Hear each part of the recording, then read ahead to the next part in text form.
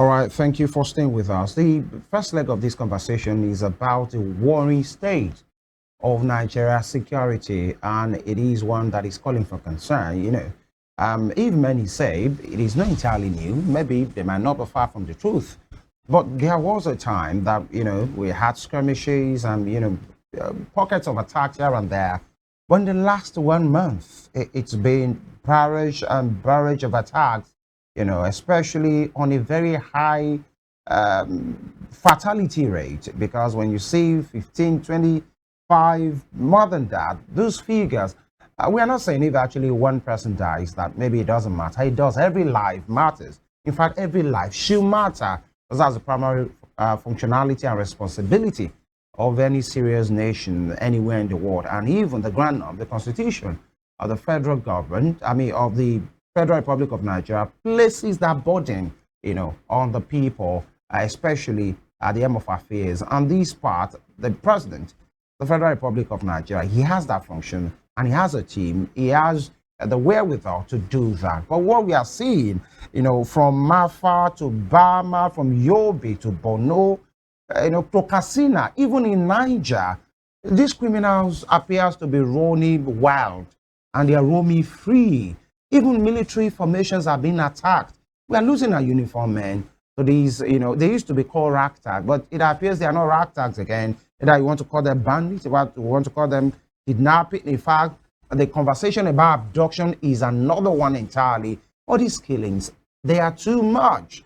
And Nigerians are saying what is wrong this morning to make a sense of this ugly, situation, and maybe to provide some solution for us.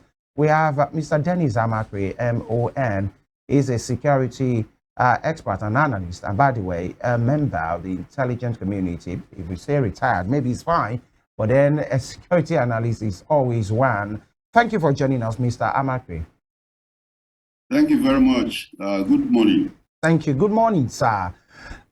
Okay, let me take you maybe from the context of intelligence. In fact, recently, we had a change of guard at the DSS. I'm talking about the leadership and the NIA as well. Mr. Adiola is not the new head of the DSS. No, he took over from Mr. Yusuf Bichi. A change of guard at the NIA as well. And Nigerians are saying, is it a failure of intelligence, or we are overwhelmed? How do you place it with what we have been seeing with overrunning of villages? And it appears, Mr. Makri, that the nation is helpless. Well, thank you very much for having me. Well, this particular story about intelligence failure, I will not subscribe to it. Okay. Because I know that the officers and men of the intelligence community, and by that I mean the DSS and the NIA and the Army intelligence, have been doing their best. They've been doing a lot. But we have a few interferences and stuff like that, and then, of course, failures sometimes.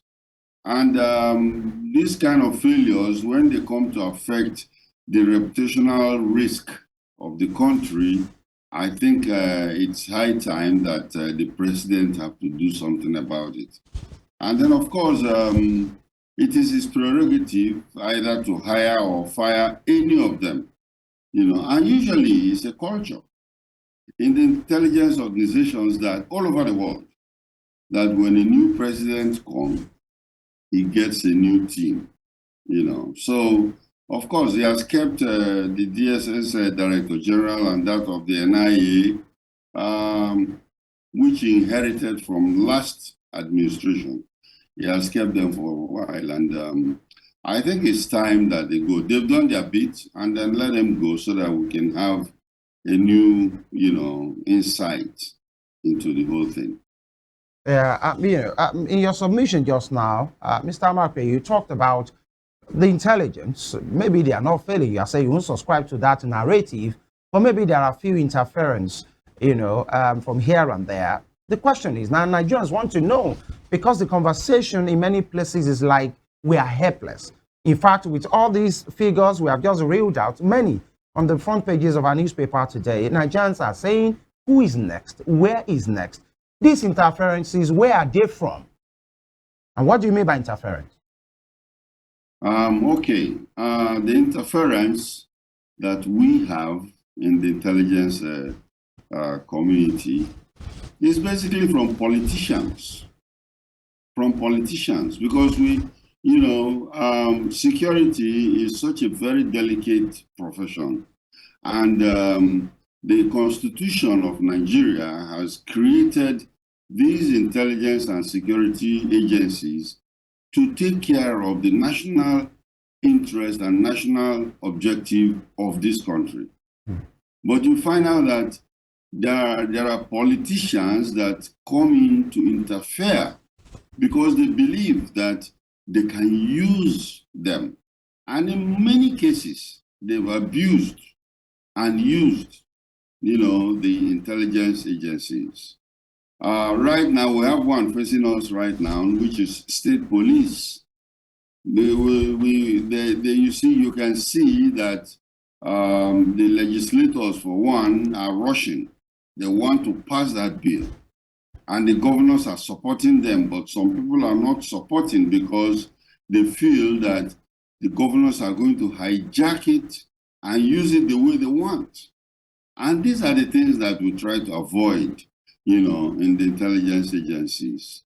Because when people feel that they can abuse the powers, because that's the power of government anyway, the intelligence organizations, the security agencies, the police, the army, these are the powers of government. Otherwise, the government does not have any power. But when people now use them, abuse them, sometimes the wives of governors will start to abuse them, or the wives of heads of intelligence agencies will now turn them into houseboy or house girl, or slap them, or do all kinds of things. In fact, I've seen a picture where a Nigerian policeman was holding an umbrella for a Chinese contractor. These are the abuses that I think we've been having, and I think we should start addressing those ones by now. All right, since you have mentioned the issue of state police, I'd like to ask you as a security expert, what's your thoughts on, you have given the different, worries of people that state governors might become emperors, using the institution of state police to their own advantage. As a security expert, do you think we should go ahead? I mean, we should support this cause, and do you think Nigeria needs it at this time? Yes, Nigeria needs state police like yesterday. And then, of course, we need it, and not only state police, we also need local government sheriffs. Just like they have just approved the independence of local governments now, financially, they should also have local government sheriffs. Now, what are these police for? That's the first question we need to ask ourselves. The question is that, the answer is that the policemen at different levels, whether it is federal police or state police or local government sheriffs, they are all policemen, or generally we call them law enforcement agents. Now, these law enforcement agents, what are they enforcing? They are forcing, the one in the federal are enforcing federal laws, like the DSS, for instance. They are going to enforce federal laws. What are federal laws? Federal laws are laws that affect the security of the country. So they will enforce that. And there are other federal police, like NDLA, EFCC, and stuff like that. These are customs. These are federal police. Then you have the state police. The state police is the one that operates the bulk of criminal, justice system, because they deal with the criminals, burglary, murder, assault, and stuff like that. Law and order. they take care of that. And when they take care of that, the laws should be designed. And that's what we have been proposing to the legislators. It is not, oh, we have state police now, yeah, go to Osun State, or you go to Lagos State and start operating. No. There must be laws. And remember, the state police have different kinds of law from state to state. Because you will have Lagos laws, they'll have Osun laws, or laws that are unique to Osun State. To a particular state. Laws that are unique to Kano State. Yeah. So these laws are the laws that the state police in those states are going to enforce. Then we have local government sheriffs, because they are independent now, and there are local government laws, or we call them local government edicts. And these edicts are going to be, enforced by the local government sheriffs, like, garbage disposal, parking tickets, traffic, land issues, traditional issues, traditional institutions, and stuff like that. These are local government, And remember, crime is committed in the locality, everywhere. Any crime that is committed is in the local government. But what they do is that the law enforcement in the local government becomes very close to that criminal. And then when they identify everybody, they hand it over to the state police. If it's a state crime, if it is a federal crime, then the federal police will take it over. Okay, now, Mr. Makri, let's talk about funding. You've mentioned we should have the federal police, the state police, and even the local government police to adequately address the issue of insecurity in the country. Let's talk about funding. When it comes to funding of this security, different levels of security agencies, will the state be responsible for the funding of the state police? The local government will be responsible rather for the funding of the security agencies at the local level. And do you think this will be appropriately and effectively carried out, knowing fully well that there are some states that cannot even pay the minimum wage? There are some states that are not paying pension. So how do we ensure that these police are adequately funded, given the necessary equipment to work with, the facilities, the infrastructure, and also remuneration that can make them effectively discharge their duties without fear or favor? Thank you very much for this particular question. Funding should not be a problem. There is no state or local government that cannot fund their police, because according to the Constitution, the fundamental responsibility of government is the security and safety of lives and property. So that is number one job of any government. And if that is the number one job of any government, how can they say that they cannot fund it? Have you ever heard any legislator or governor come and tell you that he cannot pay his own salary? Because he will tell you that, oh, we can do that, but we cannot fund state police. That's a lie, because the money is there, but they steal the money. They steal it. The governors, they are giving what they call security vote, running into billions every month. So, depending on the size of the state, some get millions, some get billions, and stuff like that. And now this money has been like the pocket money of the governor. Remember, there were also money being given to local governments. But these monies have been also in the pocket of the governors. Some of them don't want to give it up, because when you look at it, my own local government in Rivers State, every month Every month they get about 150 million. How many local government employees are you paying? You know, what are you doing? How many roads have you done? What are the primary health care, like hospital, medical center? These are the things that local governments are supposed to take care of. They don't do it. They just pocket the money and use it. So there is money for local government, police, state police, and federal police. Any governor that says it or local government that says it is just deceiving the public. There are also arguments that the federal government takes the chunk of the allocation, talk about the federal allocation now from FAC. The federal government takes 52.68%.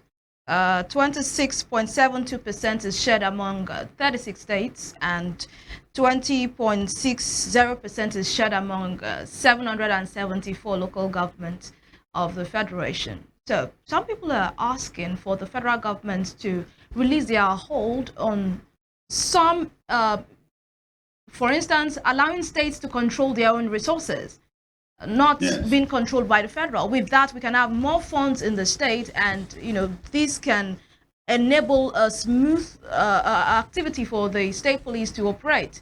What do you also subscribe to that? Yes, I do. Yes, I do. Because like I told you, the bulk of law enforcement rests with the state police. It rests with the state police. And remember, the funds that they are going to use are being with the federal government. So there is no reason for them not to divulge it, give it back to the states. And the federal government, remember, there are things that the federal government is supposed, the state governments are supposed to do that the federal government is doing. For instance, repair of roads. Sometimes they'll tell you, oh, this is not state road, this is federal road. There's nothing like federal road. All states are domiciled in the state. All the money for that are supposed to be given to the states. So for them to hold back and start calling it names, different kinds of names, is a technique they use, in squandering the money. So when they are doing all this, that's why many people are saying that Nigeria itself needs a lot of restructuring. We need a serious restructuring, fiscal restructuring, and of course, the geographical restructuring and independence of those units. All right. Mr. Makre, back to the attack on the Nigerian state and on the Nigerian people, mere flipping through, a search engine on social media, one will be, concerned about the figures that will be reeled out. Okay, just, for context, it's been reported dozens killed in Boko Haram attack on village in northeastern Nigeria. That's just 2 days ago. Boko Haram attack in village in northeastern Nigeria. At least 81 killed in Nigeria in suspected Boko Haram attack. Government shoot 3 students dead in Yobe school. Nigeria attack leaves dozens killed in Mafa, Yobe state. That was on September 1. These are the figures that have been seen. Even in the last 2 days, Boko Haram. We thought maybe they have been decimated, at least laymen like us. And then we are hearing the e-swap extraction, abductors, kidnappers. I'd like to ask you, Mr. Makre, are we fighting a different kind of war, apart from what we have always known? Or is it the same people, the same attackers that are coming under different guise? What kind of war are we in right now? Who are these people? Yes, a very good question. You find out that Boko Haram started in Maiduguri. Their leader, Yusuf, was arrested. And for one reason or the other, we don't know what happened. He died in police custody. When he died in police custody, his people ran into the bush. Before, they used to fight with sticks. Then suddenly they started to grow. They started getting knives and cutlasses. From there, they've graduated to guns, shakabulas, and now they are with, armored, our own armored vehicles are in their hands. What happened?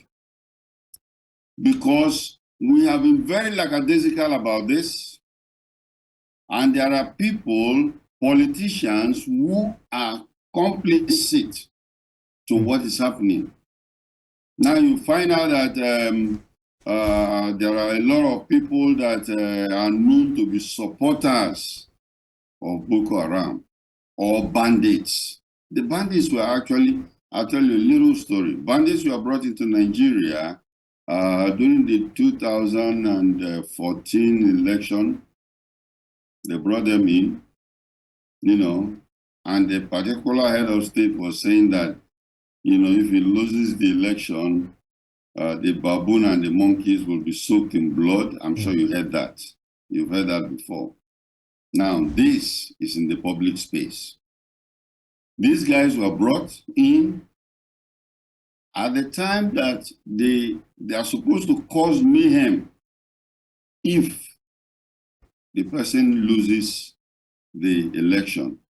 But when he won the election, and when it was conceded and he won the election, they don't have any job for them again. And as they don't have any job for them again, these guys were hanging around, complaining, not doing anything. A particular state governor was actually giving them money. He also came to the public to say it, that he gave them money. And after a while, he said he's not giving them money again. And that was when the war started. They said, if you don't give us money, then we'll make this area ungovernable for you. And they started kidnapping school children, burning down, attacking all kinds of places. And that's a very short history about, bandits. Now, when we get all these kind of people into our system, to remove them becomes a problem. We cannot remove them again because a lot of them have been here, a lot of them have been kidnapping and making a lot of money. You've seen some of them on television, on social media, where they're exhibiting millions and millions of naira bundles. And of course, when the security agencies try to even go and attack them, sometimes they are being, stopped. And that's why we're saying that if there is going to be an eradication of this security scourge that we have in this country, then the president of this country must have the political will to get rid of them. Because we know where they are. They're in our country. They are within our boundary. Yeah. And of course, the military has been given a lot of money to buy equipment, although some of them have been carelessly given to these bandits. But we should be able to round them up and flush them out. All right. Mr. Makri. That is where we find ourselves, where we are now mixing politics with the security issues. And then, of course, we cannot get rid of them. Very sadly, by the way, it was reported earlier in the week that in the last 1 year, Nigerians have paid over R1 billion, in fact, billions of naira in ransom, and these, there are conversations that maybe, and in fact, we've seen some propositions from some state governments, from, I think, some parliamentarians, that payment of ransom should be prohibited. But then when you flip it over, Nigerians will say, when you have failed in your responsibility to keep the people safe, how do you want the people to do? What exactly do you want them to do? Wouldn't they pay to have their loved ones back? But then the people that are arguing these cases, these monies that we pay to these criminals are what they are using to fortify themselves. And it comes back to the question of intelligence to say, these guys have bank accounts. Sometimes these guys make call. The government has told us to go and complete our NIN SIM linkage. They make us BVN, all kind of identity devices and factors that we do in Nigeria, that some of them even now have social media accounts. That these are things that intelligence community is supposed to be picking up. Is it the absence of actionable intelligence, or the people who are supposed to work on this intelligence are just looking at the other side? Because on social media, if an average person makes an unfortunate statement, in 1 or 2, 3 days, they are picked up. How come these guys in the bush are very difficult to pick up? Is there an intelligence problem or enforcement problem? There is a political problem. It's not an intelligence problem. I know the intelligence community very well. I was working there before. I know how they operate.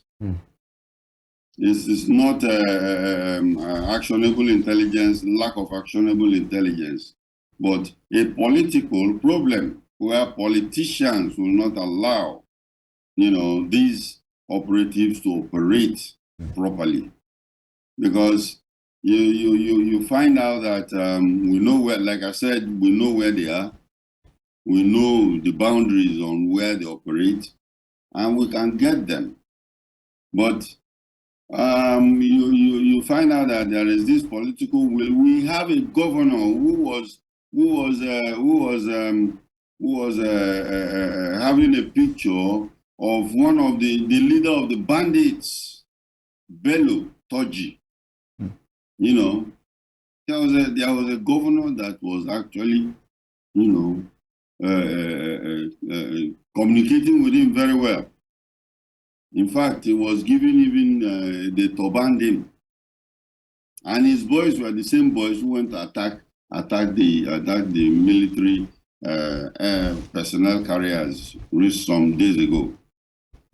So, and that governor is in government right now. We cannot keep on deceiving ourselves.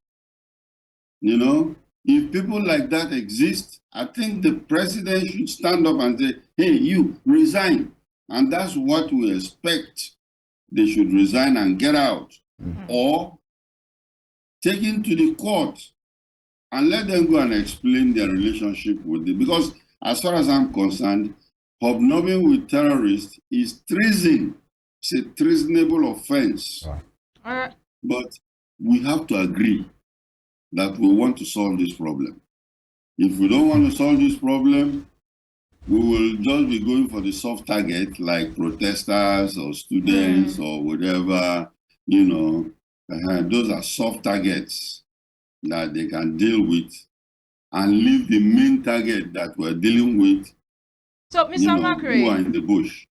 Because we have to round off this conversation, how do you think Nigerians can hold their leaders, accountable for addressing or not addressing security crisis? We talk about the problems. How do you think we can move from this point that we are now to a better point? Starting from the citizens now, how do you think we can hold them accountable? I think that there should be a more, political and education on the people. And I think it's purposely let down because apparently maybe they feel that if the people know too much, they are going to do a lot of things. And it becomes the responsibility of people like you, the media, to educate people, educate them on what politics is all about. Many Nigerians don't even know that they can recall their senators and their legislators, if they are not doing well. They can recall them. But you and I know that it's a very, it's a rigorous process. Why not? If it is rigorous, why don't we prefer the suffering that we're going through to that rigorous process? We should go through that rigorous process. People die for their country. People die for their country to be what it is today.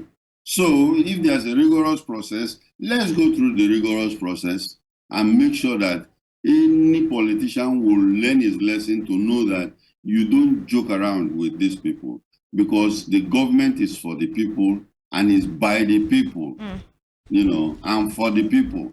So I think we have to understand that. Many people don't know that. They believe that when a politician is elected to office, He's now the king, he's the emperor.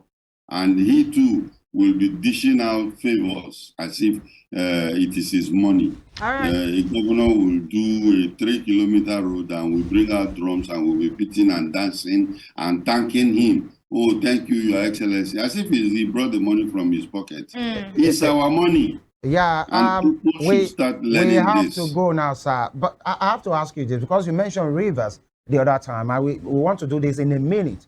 I'm sorry. You know, when leaders make some kind of statements, you know, many Nigerians will say, "Oh, it's just political." You know, the issue with former Rivers governor. I'm not taking the political angle now, just the security dimension to it, because I know you'd be more, you prefer the security dimension of it.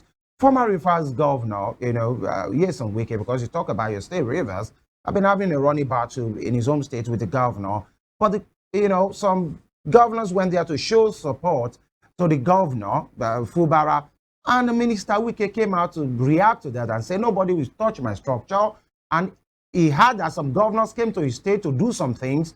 It's like they don't have enough on their hands. It will make sure it gets them busy. It will set fire in their state. When leaders make this kind of conversation, you know, you as a security expert, should we wish it away as a political talk, or is something, because many persons have been saying it should be taken seriously? Thank you for that. If I was the person in charge, Wike would have been arrested by now. They should have arrested him. He cannot make statements like that. He does not own Nigeria. Because that rascality that we're seeing being exhibited by a former governor, a former local government chairman, you know, it's just incredible. Because, you see, some of us grew up in that River State. When we were running around, when they were bombing, during the war, bombing River State and running around, Wike was never born. But today, I listen to television, I hear him say, my structure, my state. Who gave it to him? And I think it still, you see, it still comes back to the president. The only man who can discipline him is the president of the Federal Republic. Right. And he should call him to order, because if you allow him to be so rascally and be going around talking things, doing things, behaving anyhow, you know, disturbing a sitting governor, which he wouldn't have taken when he was governor, then it might not end very well. Thank you, sir. Evelyn. All right, Mr. Dennis Amakari, MON, security experts, thank you so much for your time this morning. Thank you, we sir. appreciate you and your thoughts and submissions on the issue on the ground, on ground. Thank you very much for having me. All right, that's the first leg of the conversation, Femi. All right. And security is everyone's business. Very well. And we all have to put in our all to ensure that we have a safe place that we can call our own. Nigeria is our own, and we have to ensure that the safety of this country is paramount. You know, it talks about leaders. This is the number one thing, the priority, safeguarding the property and lives of the people that they govern. And we hope that they can take this, you know, more seriously, because it is when there is peace and security that economy can thrive. Yeah. Exactly. And we'll take this quick break right now. When we return, we speak to something a bit more exciting than this one that we just spoken about. But it still was giving you a proper package, especially this is the weekend. Stay with us.